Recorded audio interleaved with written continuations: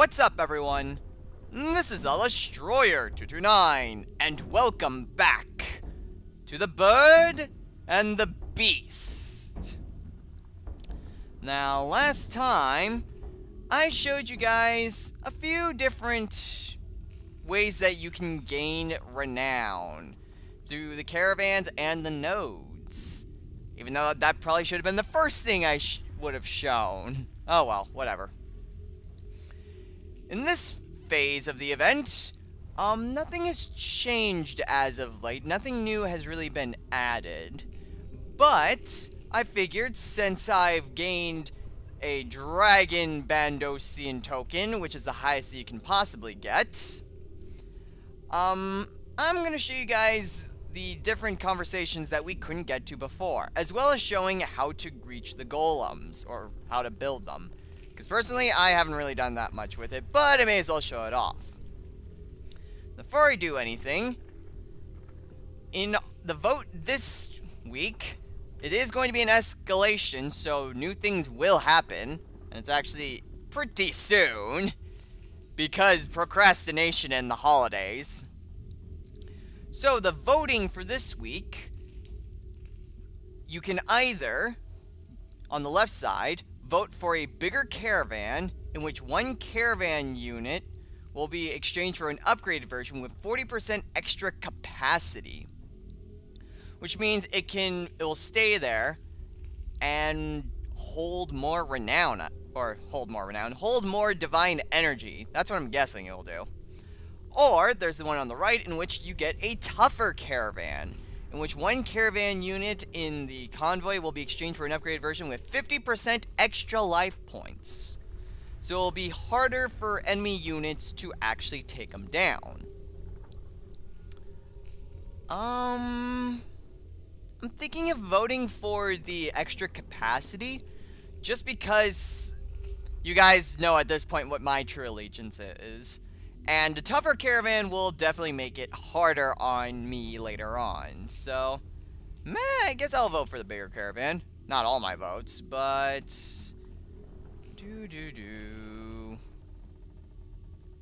How about 209,000 votes. Alright then. And what's the battle plans for this week? Or this phase, I should say. Come on, game. Okay, so the last phase's winning choice was Appeal to People's Fervor, in which we got more battle mages and we got a morale boost. However, despite that, it seemed like morale was in the negative because there's still no morale. But there are quite a few battle mages at this point. So, the recruitment for this week, we can either recruit from prisons, in which we can bail out inmates, in which we gain many bodyguards and other recruits, but at a cost to morale. We can go to the Wizards Guild and get a huge number of battle mages. You can go to workshops, in which it's a broad range of recruits, so probably like equal recruitment across all of them. And then the duel arena, a small number of ambushers and a high boost to morale. Since morale really is going down the drain, I guess I can go with workshops. Entice the princes away and get a broad range of recruits. Yeah, sure, we'll go with that. Go ahead and claim the XP. Maybe not divination this time around. I am working on fishing. I'm also kind of trying to increase smithing as well. Let's go with fishing. I've got quite a bit of bonus XP for smithing. Confirm. There we are. Ooh, 19.5k bonus fishing experience. So that'll be nice. Okay, now, at this point, I would like to show the golems before I go with the whole talking thing. Unfortunately, I don't know why, but it says that my golem has been recently completed, and I have to wait 2 hours. Doesn't matter how many times I switch worlds. And there's clearly no golem, so I don't know what the issue is, but whatever. I'll meet you guys back when I can actually show you guys the golems. So, now that I'm here... Glowing Ember, when did you get here? No, well, whatever. But now that the time limit is up, I don't know why I had a time limit on me, but I guess that's to prevent people from going from different worlds. I can go ahead and show you guys the golem construction. Now, golems, they're usually about for about maybe 2.5, 3 hours, somewhere around that. And using the different renown that you get, you can use that to help build the different golems. Now, right now, I have about 500,000 points to contribute, because I have yet to contribute to any sort of golem construction. But there's 4 parts of the golem that you need to build. There's the head, the torso, the legs, and the arms. Once one of the 3 categories reaches 100%, a new golem will be constructed and will either attack or defend the caravan, depending on what it's more geared towards. So, in each of the categories, there's an offensive, a defensive, and a special type of armor. Offensive will always give increased attack power and speed. Defense will give increased armor and lifespan. So, the more defensive it is, the longer it lasts, basically. And then each little section has its own special ability. With the head, the golem will use some sort of rallying cry, which will aid allies in defending and repairing caravans. Which means you'll be better off, if there's a golem nearby, then it will help in healing. It will be better with healing different NPCs and the caravan itself. When it goes with defending, I guess that would be healing allies, I suppose. Oh, hey, actually, someone has actually gone ahead and finished up the head part. Okay. I think someone is someone here? Because I don't believe it works across all worlds, because suddenly, like, the head's all done, the torso is almost finished, and the arms are almost done. So I don't know what just happened. With the torso special ability, the golem will have a special healing aura, which will automatically nearby allies. So it will automatically heal the bodyguards, and I'm not sure if that will heal players or not. The special ability for the legs is that it will perform a special attack which will stun nearby enemies, and will also increase attack speed. That's actually a really good special ability for the legs. And the arms, the special ability of the arms is that it will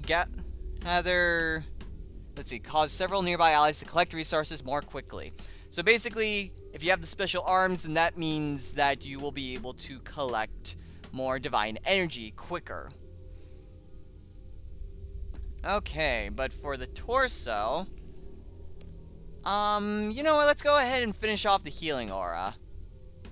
Let's go with 36,000. I don't know why it just suddenly boosted right to the end. Let's see, 31, 36, 36. I've spent 1,600 renown to finish that up. Oh my. So it really doesn't take that much. Alright, well, let's go ahead and go with the special arms. Go ahead and contribute enough. And we spent, oh wow, 328,382 points to finish up the arms. So now the golem is being built. Voice crack right there. And in a matter of time, it will be released. let's see. So it was a special head. I believe it was all special attributes. So that's what the next golem will be. And of course, with all the other sections, they will... I mean, the guy says that it will carry over to the next one. There we are. The forces of Bandos have created a golem to defend their convoys. So it's pretty much a specialized golem. And it's really geared more with assisting. So yeah, it would be geared more towards defense. Okay, so that's basically how the golems work and what the attributes are. More points you have from the renown you collect, the more points you can spend. There were a few more things that we need to talk about, and that would be the things that the Bandosian chief engineer refused to tell us, and the diviner. So let's go ahead and talk to the chief engineer. Hail! One of Bandos's finest warriors. We should all learn from your example. What can we do for you? I have questions about you. Ask. I might answer. Okay, why do you follow Bandos? Having been in many battles, I appreciate strength, and Bandos is the pinnacle of that strength. I am armed with the certainty that, with Bandos behind us, we will always be victorious. What a great feeling that is. He has fought in countless battles. Okay, yeah, we've heard this. How did you gain... These are the new ones. I don't know why they don't appear initially. How did you gain your engineering skills? Bandos pitted a strong tribe against our village. They were stronger and more numerous. I felt that our time had come. Yet, I also felt Bandos watching me. So, I formed a plan. As they camped, I built cannons on the outskirts of our village. They pointed towards us, not our opponents. When the goblins woke, they chuckled at our stupidity. Why build cannons that faced towards the village? So, they gathered round the cannons, aimed them carefully, and lit the fuses. And it was then that I woke the spirits I had concealed in those false cannons and commanded them to tear the metal shells apart from within. We took half of their forces out in the explosion and killed the rest in the confusion. Bandos personally congratulated me. That's a very interesting strategy. Make it so that you build a huge... for crying out loud. Well, whatever. I'll get this in. I'll just let the phone ring. Assuming you guys can hear it. But making it look like you've made a mistake. And build some sort of death machine. The phone's messing with my concentration. Build some sort of death machine or weapon. And accidentally, in quotes, aim it at yourself. Enemy takes it, and it turns out to be a trap. The cannons themselves were designed to backfire. And so, in the huge confusion, they were able to take out most of the enemies outright and then finish them off because they had no idea what to do. Very clever. So what happened in your previous battle? At first, I was just another grunt who relied purely on strength. I've certainly got plenty of it. But there was always someone stronger than me. It would only be a matter of time before I slipped up. I learned that I could achieve victory using other skills. I had a talent for shamanic arts, and I could use them to create things, engineer them. Since then, I've constructed great structures and weapons for Bandos. And I've gained his favor that way. Interesting. He says the shamanic arts, which means, like, I kind of thought that when he said, like, I commanded the spirits to do that, I thought it would just meant, like, some sort of explosion, but by saying he controls shamanic arts, he could have actually controlled certain spirits and actually had them backfire the cannon. It's a fantasy RPG. It's a viable strategy. Okay, well, there's nothing much else that we need to talk to you about.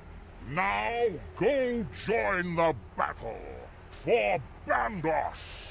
And finally, we still have a little bit we need to learn about the Scarecrow. So let's talk to the Diviner. Glory to Bandos! Let's see, I have questions about that big siege weapon. We need all this divine energy to construct a great weapon that'll blow Armadillo apart. The tower we've built contains a beam of energy. We're constructing a weapon that directs that energy. Then we fire it at Armadillo and watch as his ashes blow away on the breeze. Ensure our convoys gather all the divine energy they can. We can win this for Bandos. Okay, so that's basically how the Scarecrow works, I guess? Kinda seems interesting, but anyway, that's what they're basically using the divine energy for. I'm not sure exactly. Maybe like it'll be like a big ball of energy that will appear right here and it will fire upon Armadillo, which you can't see because render distances. But that's all I really need to say. Get divining. Victory for Bandos! I'm not sure exactly how well Bandos is gonna do. Right now, Bandos seems to be coming back closer than what Zamorak had in the Battle of Lumbridge. But even so, Armadillo's lead continues to rise. At this point, right at the end of Phase 4, because by the time you guys get this, it'll be Phase 5, since the end of the phase comes in about 15 minutes! Hooray for procrastination! But at the end of Phase 4, Bandos currently has 14,836,629 divine energy. Armadillo has 24,057,292 divine energy, which means Armadillo is leading by 9,220,983. It's not quite as big a lead as Saradomin had over Zamorak. At least I don't think it's as big a lead. And Bandos certainly seems to be closing the gap, but about for every one divine energy Bandos gets, Armadillo gets 2. So Bandos is still in trouble, and Armadillo's lead continues to rise. Granted, with the introduction of Phase 5, we may see some sort of change-up. There will be people who will be switching sides in order to get both rewards, like me! Except, in my case, I started with Bandos and am going on over to Armadillo. For most people, they probably started with Armadillo and will head on over to Bandos. I'm not sure whether a lot of people are going to go right away or if it's just going to be something over time. It does take a while to get all the rewards, but to each his own. I'm just going to go by I'm just gonna go ahead and switch at the beginning of next time, since, like I've constantly been saying, my true allegiance is with Armadillo, so it'll be nice to actually get a nice change of pace and actually not have to worry about freaking convoys and caravans And tons of players ruining everything. And I can actually do this on my own homeworld, so yay! But that will do it for this episode. So, join me next time when we reveal our true plan and switch on over to the Armadillion side to aid Armadil against the might of Bandos. So until next time, everyone, take care.